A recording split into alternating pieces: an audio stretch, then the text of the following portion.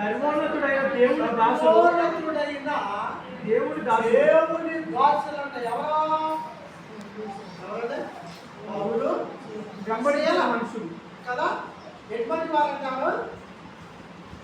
ఎవరంటే వాళ్ళు సర్వోన్నతుడైన దేవుని దాసుడు. ఆ, మీరు రక్షణ మార్గమును అంటే మీకు మీరు ఏం చేస్తారంట?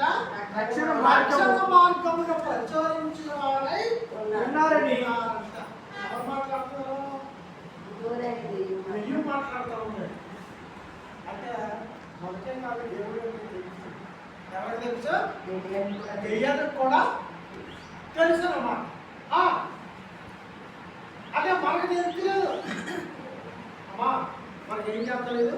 ప్రశ్నించిన వారు ఉన్నారని త్యాగం చేసి చెప్పారు. చెప్తుంది కానీ మనకేమవుతలేదు, తెలవట్లేదు. ఏంటి చెప్తలేదు? టయానికి రావాలా, టయానికి వెళ్ళాలని మనకి ఏం చెప్పలేదంట. దెయ్యానికన్నా తెలుసు కానీ మనకే అదే దెయ్యం మంచిదా మనం మంచిదా? ఎవరు మంచిదమ్మా కదా? అంటే ఎందుకంటే ఆ దెయ్యమే అంత జ్ఞానం కలిగి ఉంటాయి. మనమే కలిగి ఉండాలి.